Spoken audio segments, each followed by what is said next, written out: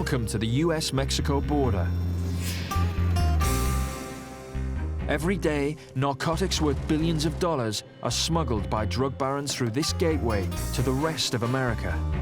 And millions of Mexican immigrants enter the United States illegally in search of a better life.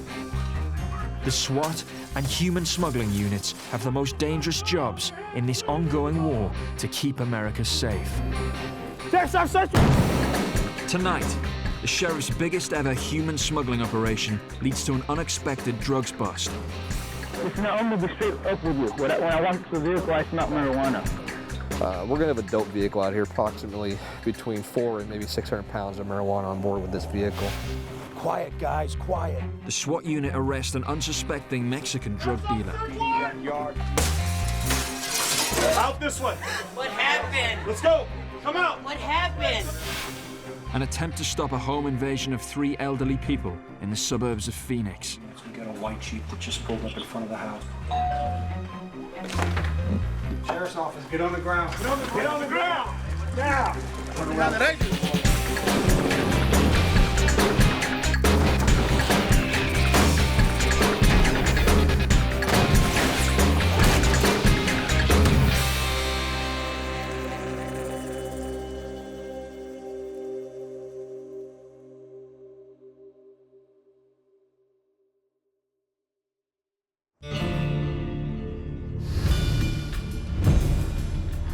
Maricopa, the most populous county in Arizona, a state sat on the US frontier with Mexico. And one of the main corridors into the US for illegal immigrants. Each year, criminal gangs smuggle thousands of people over the border and transport them north in cars known as load vehicles.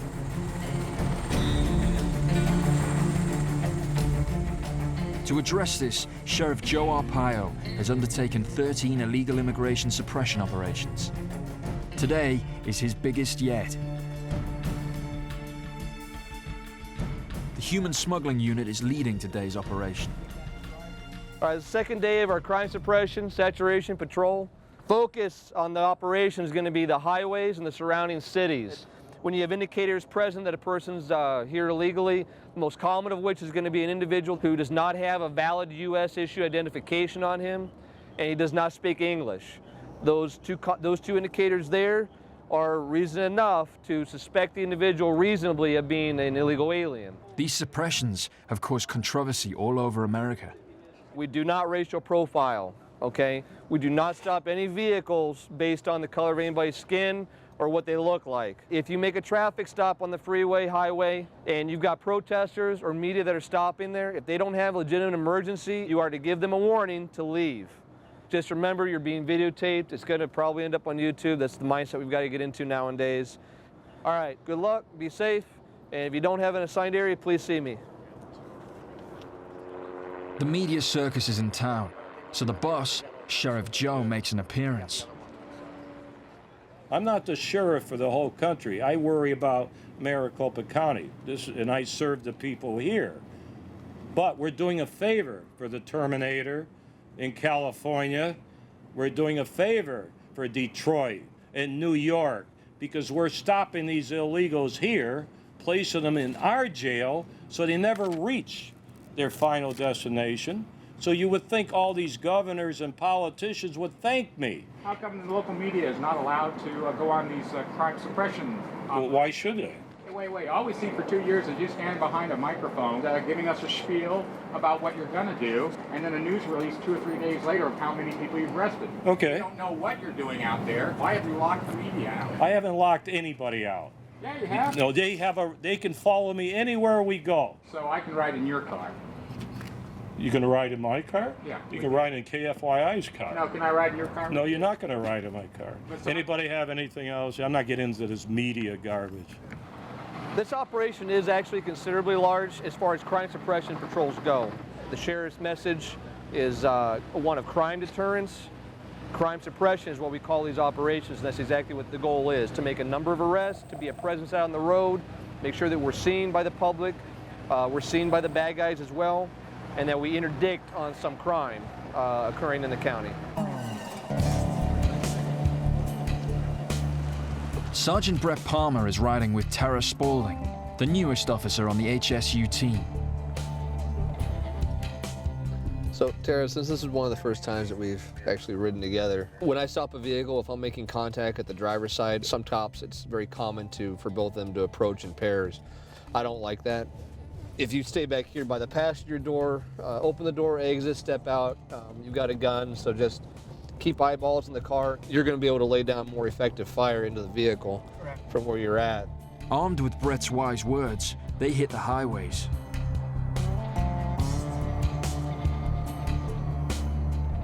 Once dark, Brett and Tara get a call that a vehicle with illegal immigrants has been pulled over. Sheriff Joe and the local media have got there before them. Tonight's bounty, 16 men and 2 women, is cuffed and placed in a prison truck. They made it to America, but their journey has come to an abrupt halt. When you just look at their faces, it was a rather sad situation, though, wasn't it? These don't look like your customary criminals, do they? Well, I'll tell you one thing. The law says Class 4 felony. That's a pretty serious charge. But when you looked at their faces, even you looked a bit wistful.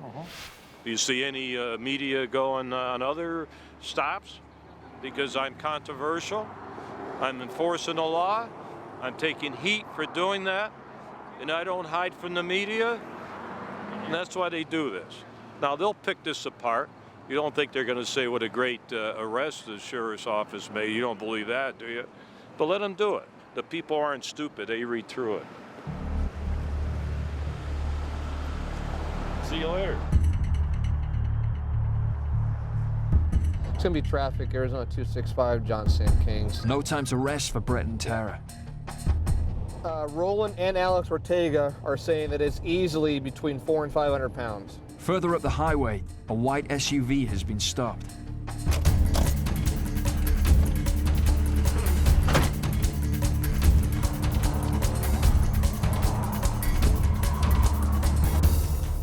An undercover deputy is questioning a suspect.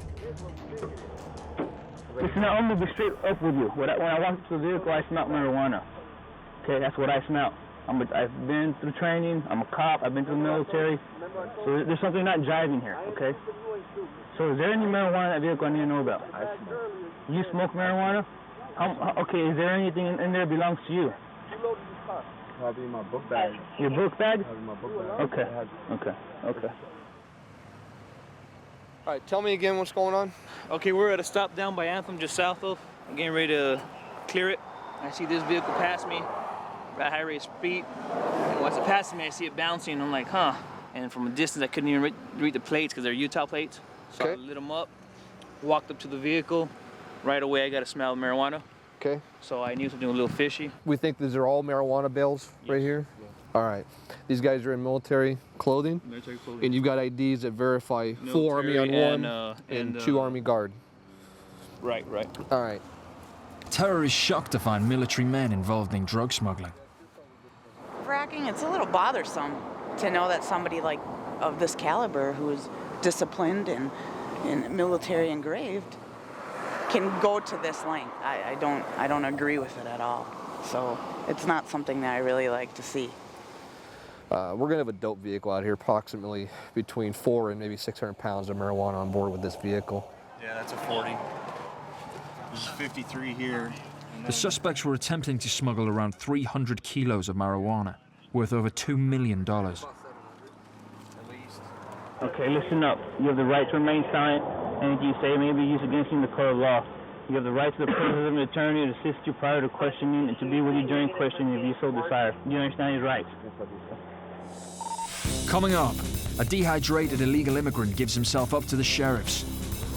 ¿Cuánto ibas a pagar? Ya que ya está tu $2,500. $2,500. Teníamos agua, nada ya. But he ran out of food and water. That's why he came out for help. To battle the huge numbers of illegal immigrants, the Maricopa sheriffs swamp the highways on day-long operations. You've got a valid warrant for your arrest. Roland and Alex Ortega are saying that it's easily between 400 and 500 pounds. Tonight's mission has led to an unexpected result. 3 US soldiers caught smuggling 300 kilos of marijuana. Listen, I'm gonna be straight up with you. When I walk to the vehicle, I smell marijuana. We're gonna have a dope vehicle out here, approximately between 400 and maybe 600 pounds of marijuana on board with this vehicle. The newest officer on the team, Tara, has been given the job of driving the marijuana load back to the station.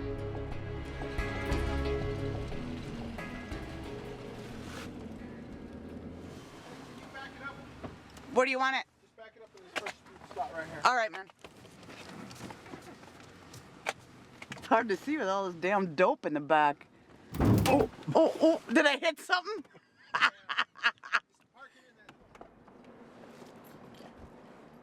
She hands over the keys to an undercover narcotics officer who will test and process the bundles of marijuana. Thank you. One of the things we also check on here is to make sure that there's not any harmful stuff that's in here. If you notice, it's bound up package. This particular item has a paper on it, and sometimes it has a masking odor. Sometimes it's a wet, moist scent, and what it is baby wipes. And what that does is they're trying to mask the odor of the actual marijuana. And if you can see, all wrapped buds of marijuana. I'm also going to do a field test supplement on it, just to double check and just show that there's presence of THC, the main ingredient of marijuana. What we do is just grab a little piece of marijuana, a little chunk, and we use this little test vial. Turns like a purplish violet color, you see it. And that's a positive test for THC in the marijuana. All right, good job, guys. The haul is worth over $2 million. The soldiers are charged with possession and conspiracy to transport and sell marijuana. I'm ex-military, and our fellow detectives are ex-military, and this right here puts a shame on this. But you know what? There's not the military that's actually doing it. It's individuals who are out there that are in the system that are actually portraying themselves as being soldiers. But you know what? That's not a real soldier, because a soldier is a very high-class person than that. They have a lot of honor. The main entry point for illegal immigrants entering Arizona is along the border in Santa Cruz County, 180 miles south of Phoenix. If they get across the border, immigrants then have to make it through the inhospitable desert here.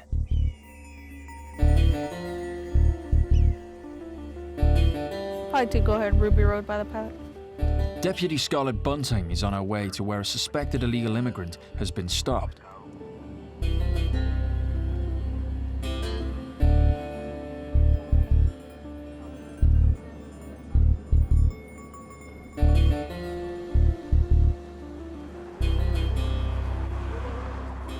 Como poquito nomás una historia breve de lo que, por qué vienes a Estados Unidos.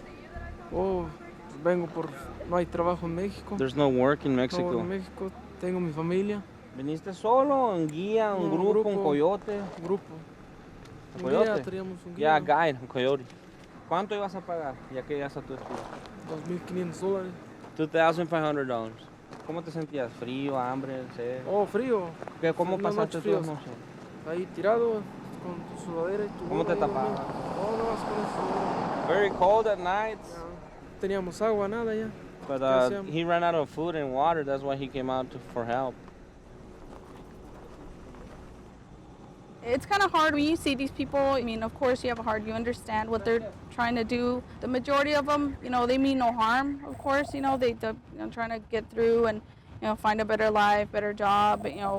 Send money back to their families. And there's times that they'll tell you, please just let me go. And when you find them out in the middle of nowhere, you find them at these stash houses, and they'll tell you, please, we're so close, and we've been walking for days, and you feel bad because of everything they've gone through, but their family are willing to pay $2,000, $3,000 for them to cross illegally. How much can it really cost to do things the right way, If the illegals can get to a safe house, they will then be picked up and driven north towards Phoenix. Tara is back out on the highway with an undercover officer to continue her learning. What we're doing now is watching for suspicious vehicles. Anything that gives us indication that somebody doesn't want anybody to see inside the vehicle. If there's a lot of people or items in the vehicle will weigh down, which means the back end will be heavy. Anything out of the usual that gives us that gut feeling. Tara is one of the few women who has served on the HSU team. I think that as a female in this unit, you have to have a hard shell. You need to be able to take shit, and you need to be able to give it back. I don't think that I'm the average female. I can make a man blush just as much as a man can make a woman blush. But I enjoy myself, and I enjoy what I do, and quite frankly, I don't give a what anybody thinks about. Tara and her partner patrol up and down the highway, checking for load vehicles. What are you doing? Saw a vehicle drive by. No luggage. So we're just gonna go check it out, see where these people are going.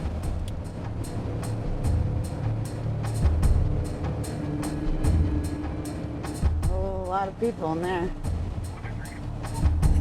Arizona, Charleston. They check the number plate, but it comes up clean. No, it's a local vehicle, that's why I don't have no luggage. It's a painstaking process, but for Tara, it's all part of the learning curve. I always think 4 eyes are better than 2.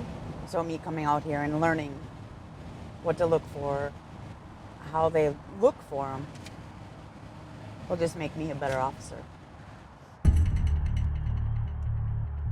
As the sun begins to go down, Tara and the undercover officer spot another suspicious load vehicle and signal for it to stop. Backup arrives at the scene.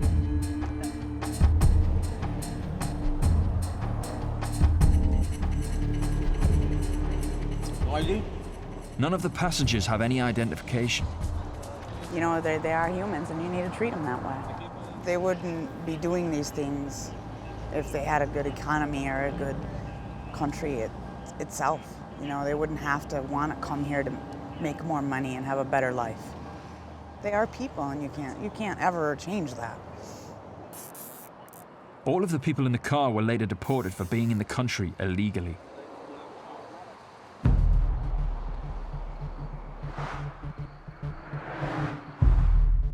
The human smuggling unit is a busy department. Set up in 2006, the team have arrested over 900 suspects in the first half of 2009. As a result, Tara's days can be often more than 20 hours long.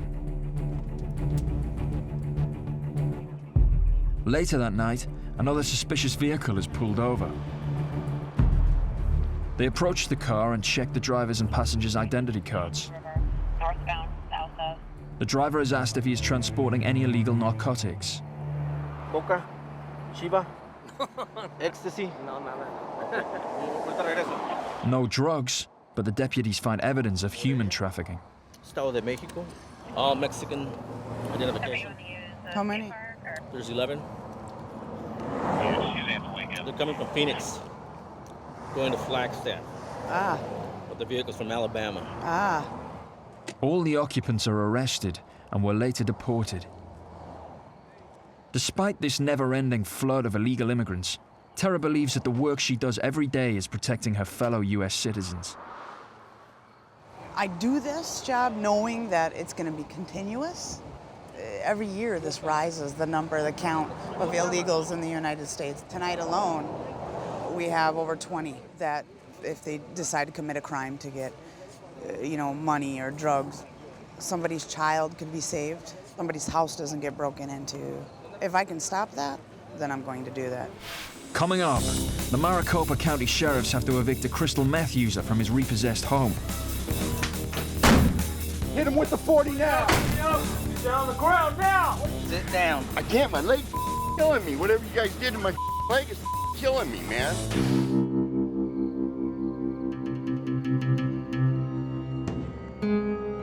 Mexican drug barons now dominate much of the wholesale illicit drugs market in the United States. As well as being the main importer of marijuana, Mexico is also a major supplier of methamphetamines to America. With Arizona a key distribution hub for Mexican meths, crystal meth-related crime is a big issue in the state. Today, the sheriff's SWAT team have to evict a male from his repossessed house. He's a known meth user. Suspect info, I'll pass a picture of him around so everybody can get a look at him. Well, when a suspect is back to just doing some meth, it makes it quite a bit more dangerous. Meth gets your energy up, it gives you more courage, you're more combative. Every time we're running into meth, we got to step it up a notch because those people seem to be more resistant to our authority. For civil evictions, the team take a non-lethal weapon with them. It fires a plastic bullet to neutralize a dangerous suspect. What is this for? It's a multi-launcher 40mm exact impact, mostly for if we get a combative subject or subject that doesn't want to respond or listen to our commands. We'll hit them with this, and they usually end up surrendering or listening to our commands.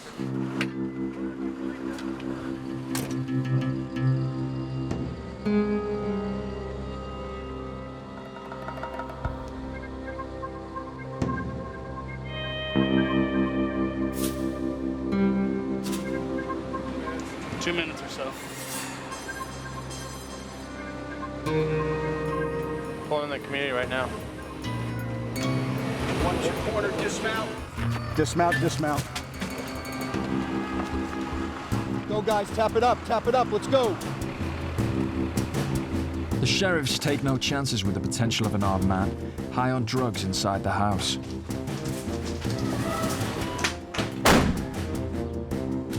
Sheriff's Office, search warrant! The suspect is found. He's immediately aggressive, so a non-lethal round is fired to subdue him. Hit him with the 40, hit him with the 40 now! Get down, now! What are you guys doing?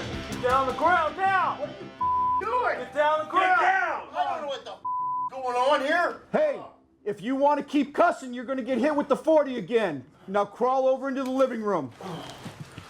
220 Tom, 200 Tom, it's going to take a little bit. What are we doing here? You guys got him? Yep. As soon as we breached the front door, we encountered the occupant of the home. What is happening here? He immediately became non-compliant and combative. At that point in time, I called up our less lethal operator who deployed a direct impact round to the right leg. In the house, the team find the reason why the man was antagonistic. We found his meth pipe on the master bed in the master bedroom, so he was either getting ready to or had just got done smoking some methamphetamine. Outside, Captain Dave Letourneau interrogates the suspect. Who else is in the house? Nobody's in the house. Sit down. Sit down. Sit down. Just do what we ask you, and everything will be easier. You know why we're here. No, I don't. Why? The bank owns your house now. The bank owns my house, huh? I don't know how that is. I have the warranty deed for the mother. Sit down. I can't. My leg's killing me. Whatever you guys did to my leg is killing me, man. Watch that ladder. As the rest of the house is searched, the team find evidence that justifies their direct approach. They discover a shotgun next to the front door.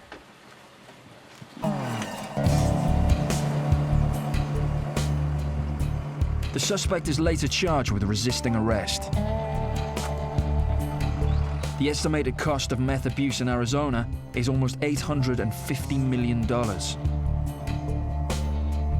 Tackling the criminal activity associated to it is something Maricopa County Sheriff Joe Arpaio is keen to enforce. Hi. Hey, mind your manners, gentlemen, or be treated like an inmate. Who said that? Does someone have anything to say to me? Who said that? What's wrong with you guys? I don't usually have to have a fence. You think I worry about these guys? I don't need a fence between us. Of course not. Right? Disrespectful inmates we have. As Maricopa County's jails become overcrowded, Sheriff Joe set up this tent city 15 years ago. I put these tents up August 3, 1993. When I ran for office in 92, I said I'm going to put Korean War tents up. Kept my promise. I put them up. No other sheriff. This is my program. Very proud of it. Daytime temperatures inside the tents can often exceed 150 degrees. 150? Yep. Huh? 150 degrees. This doesn't lie. Right? You feel warm? I'm warm. You come to visit I us? came to take the temperature. You come to take the temperature? Serve Joe. Could I get your autograph? Right there, bro. You seem quite popular with the inmates. I mean, I've never seen What? I autographs. love the inmates. I feel safer here than I do in Scottsdale, Arizona. Right? That's right. What are you guys going to do to me here? Nothing. Huh? Nothing. But not all the inmates dislike the jail conditions as much as Joe would hope. I'm getting out in 2 days. Did you like it? Yeah, it was great. Well, good. Come on back. All right, I'll be back. What is this guy? You sure it was DUI and not being a nutcase? I like it here. I think it's great. I got my own bunk. I got free food. Sad thing is he's not joking. Would you like to extend? We can keep you here. No, I think I'll get out in 2 days. You know what? You ruined my reputation. Woo! You're smart. We are partying in here. Having You ruined my reputation by saying you like it. You're supposed to say you hate it. I love it. Come join. As the day ends, the prisoners' bunks are searched for any illegal contraband. Clear the tent, go to the day room. In addition to her role in the human smuggling unit, Officer Tara Spaulding also works in Arizona's jails. What we do is we look for contraband, things that inmates are not supposed to have. That's your cigarette lighters, your drugs, guns, weapons, knives, razor blades made into shanks, those type of things. A common hiding place is in the prisoners' blankets. Sometimes you look inside the knots and they'll put contraband inside the knots or stuff like that. These guys come up with anything and everything you can possibly imagine. Well, look. Oh, what do you have? Does this look like just regular toilet paper, maybe? No. What's the covering? It's actually what they use to roll their tobacco in to smoke it. Oh.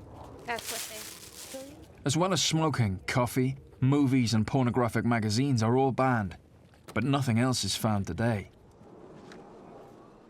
Last year, 36% of arrestees entering Maricopa County jails tested positive for crystal meth. Meth is the reason why I'm in jail now. It's been a hardship on my life, my whole life. For 15 years, meth has been the destroyer of it. Well, I could have been somebody. I could have made my mom proud. My mom right now is raising my 6-year-old son. I can't imagine him growing up without a dad like I did. Meth is, it's an epidemic that is going to bring a lot of people down.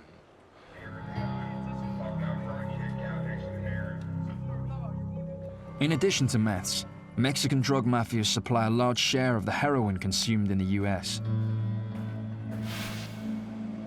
Little heroin is produced in Mexico, but the gangsters use their overland transportation networks to import South American heroin. That's it, dead ahead? Dead ahead, yeah. Story right there. Today, the Maricopa County SWAT team have a warrant for a suspected Mexican heroin dealer. Before the assault, they gather intelligence on how to raid the suspect's property. All right, guys, knock and announce, heroin dealer. Criminal history, burglary, 267 possession, unlawful flight, resisting arrest, and assault. Okay, intel, unknown on weapons. Secondary structures, none that we know of. Target approach is going to be south to north. First house, as soon as we make the turn, and then target house. Armed with the intelligence from the briefing, the SWAT load up onto their tactical armored vehicle, known as the Bear, and head for the suspect's address. This could go 1,000 different ways. It could go real quick, get the suspect in custody real easy, nobody gets hurt, or like we've seen before, this could turn out to be a big shootout. With a temperature a sweltering 100 degrees, the team dismount and approach the property.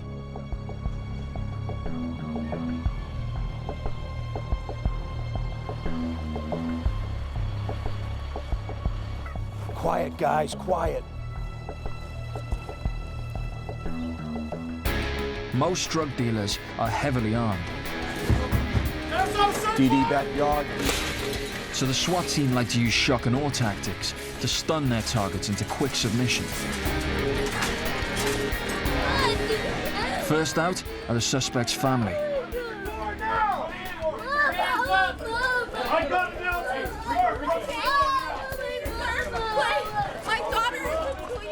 They are all stunned by what's just happened, including the suspected drug dealer. What happened? Let's go. Come out. What happened? Get out. Let's go. Come on. Let's move out. What happened? Hey, relax. Hands on your head and come to the front door. I don't know. I don't know. With the perimeter secure and the family out of the house, the SWAT officers sweep the property for evidence. The suspects arrested protest their innocence. The undercover narcotics team discover otherwise. Hand-rolled marijuana cigarettes and then some loose marijuana. That's Mexican brown heroin, ready for sales. His is a loaded syringe, ready to go. This was found in a kitchen cabinet. Despite not finding much heroin, they find a small armory of handguns. It's proven time over time. We do a dangerous job. We do the job that nobody else wants to do. The guy's violent, he's armed, and he's unpredictable. But yet the SWAT team goes and gets him. So the force we use, honestly, it's reasonable to what we got going on. The dealer is later charged with possession for sale of illegal narcotics and misconduct involving a weapon. Coming up, the sheriffs prevent an attempted home invasion in the suburbs of Phoenix. All units, we got a white Jeep that just pulled up in front of the house. Sheriff's office, get on the ground. Get on the ground! Now! What did I do?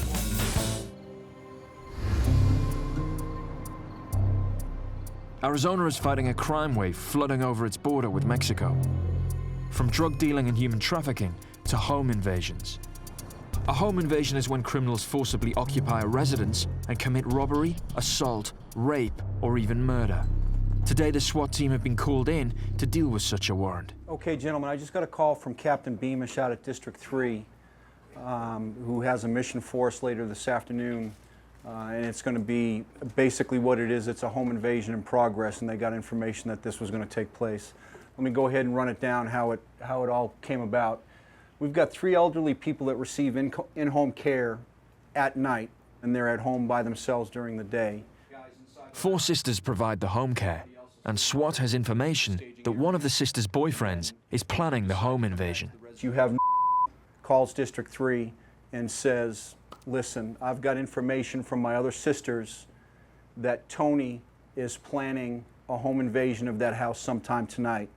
It's believed that Tony, a suspected meth addict, is going to turn up with a gang of armed men in ski masks to carry out the attack. Henderson and J-Ray, I'd like you guys to punch out. First, pull this up on Google, get out there, scout the house, get a staging location for us. Any questions? All right, let's go ahead, we'll stand by. For the last couple of years, the Phoenix area has been inundated with home invasions. Arizona, specifically Sun City, has a large population of elderly. Criminals like to prey on them. They see them as easy targets. These people that live in Sun City have usually worked hard enough their whole life to be able to retire in a nice community like that. So these criminals believe that they have nice belongings in their home. I agree. Josh Henderson and J-Ray head off to the property. We're going to try to gather some intel and see where we want to place 4 or 5 of our operators inside of the house. That way when the unknown amount of people show up to invade the house, we're there waiting for them. This was my grandparents, and someone was robbing from them because they couldn't take care of themselves. I'd be really upset. At the house, they meet an officer from District 3 who's been dealing with the case. This is Manny. This is one of our detectives that's with us. He's already been here. He's been on the call since it came into the district. He's going to show us around. Inside, they speak to Betty about her fears. I'm absolutely aghast at this whole thing. You know, I've been concerned that they could go off of the roof of this patio and right into my bedroom. or vice versa. Would they be able to get up on the Yes. patio? Oh, yeah. Well, guys like that, they know how to climb. Yeah. Okay, we'll check it out. We'll go up there Yeah, and they look can real quick. check. Where's the bathroom? To the left with the closet. They look around the rest of the house to see where officers can be stationed. Usually what these people do is they take all the TVs, any kind of jewelry, money, and they pretty much just ransack the house. This has created a climate of fear amongst the elderly living here. Especially for Olivia, Betty's sister, who is bedridden. Because last night I don't think we slept all night. We were so scared. Yeah, I don't. Yeah, no, he don't. You have nothing to worry about. We'll be here. Thank you. All right. Very much. You're welcome.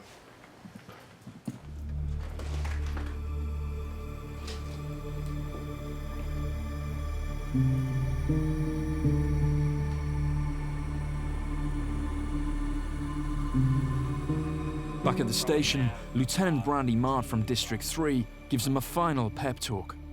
The ultimate goal is protecting the house, protecting these occupants, and hopefully preventing them carrying out their plan and still meeting the criteria to get a successful prosecution.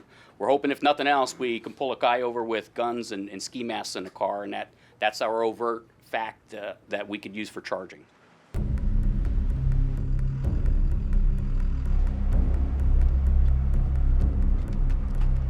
New information about Tony, the suspected meth addict, comes in. We learned that we're dealing with a suspect that's scheduled to go back to prison here within a matter of days. So his interest in going back to prison is probably minimal, so he's, in my mind, going to be more willing to fight it out. So the what-ifs come into play. What if he and his friends are armed? What if they are dressed in black in tactical gear, like the info says they're supposed to be? And what is going to happen ultimately if we end up in a firefight in the driveway? 10 seconds to target, buddy. 10-4, go ahead and pop the garage now. Is that good? That's good. Dismount.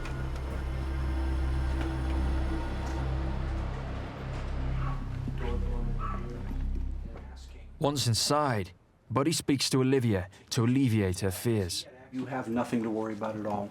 Whoever comes to this house tonight is not going to get in here.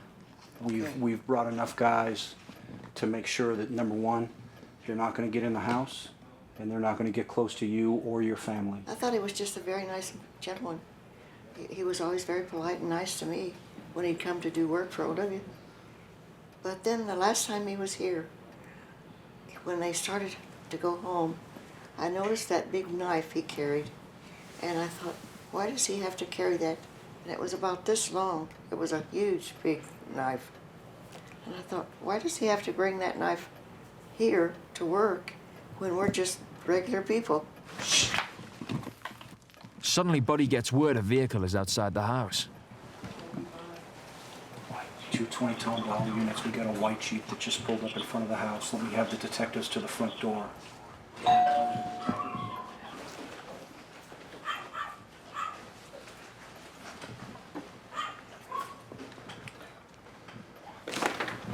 Sheriff's office, get on the ground. Get on the ground! Now! They quickly take down the prime suspect, Tony. What the hell do we do? Hands free, hands free. Put your hands behind your back. What do I do? Somebody give me a Give me your other stop. hand. Josh. I don't know. You got a regular gun. Tony, roll over onto your right side. My work knife. Buddy also removes the knife Olivia was worried about. Don't put me on that.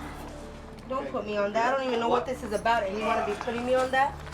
Tony's girlfriend Jessica, one of the sisters providing home care to Olivia and Betty, is also detained. When you're ready, if you want to, you want to bring a car up for him, we'll get him out of here. Yeah, let's get one.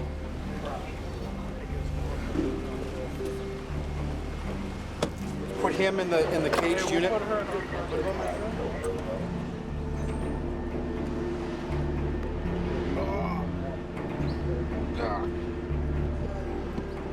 Tony and Jessica are driven back to the station for questioning. We're at the point now that we've got the main suspect and his wife in custody. They showed up at the house an hour early, so right now it's a guessing game. So what we're going to do is we're going to maintain our positions here, and we're going to hang out and stay here until we know that we've got everybody involved with this in custody. We can't we can't walk away from these people here, these good people in this house, and without knowing we have everybody in custody. So we'll be here for the long haul, whatever it takes.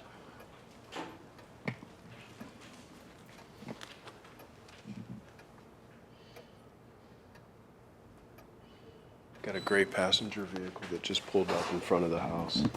Not long afterwards, another one of the sisters suspected in planning the home invasion arrives at the house. Hi, Monica. Sheriff's office, step inside.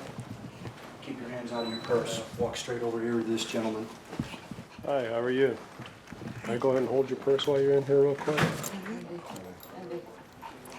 You don't have any weapons in here or anything? No. Is it okay if I look? Yes. She too is arrested. She came in the house, never had any interest in what was going on, never asked any questions, which you ask to a man that's in here, they will let you know that that is the absolute typical behavior of somebody that knew something was going to take place here tonight. Olivia is pleased with the outcome and the successful conclusion to the day's events. I feel very comfortable with what happened today because the SWAT team was here and they kept it very under control, so there was no violence, and that was very pleasing.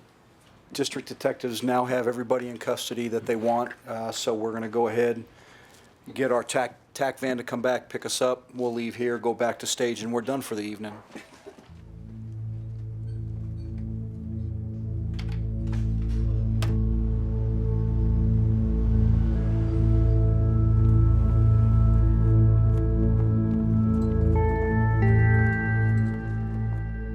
Tony, the suspected ringleader of the home invasion, is interrogated back at the station. Our suspect did take property belonging to the victim under the guise of being a handyman. That is a common ruse, scam perpetrated against the elderly here in our community. We're going to charge him with burglary, trafficking and stolen property, as well as he's currently on probation and released for another felony offense, which will keep him in jail until his coming sentencing, and that will keep our community that much more safe and take him off the streets and put him in jail where he belongs. If you're perpetrating crimes to support a drug habit, which is what we think was the situation here, being under the influence of a narcotic, or particularly the addictive drug methamphetamine, makes people hypersensitive to being captured or their liberty being taken away. When you put those factors all together, there's certainly the risk that something bad could happen. There certainly could have been an instance where violence could have occurred up to and including death due to the age of the victims.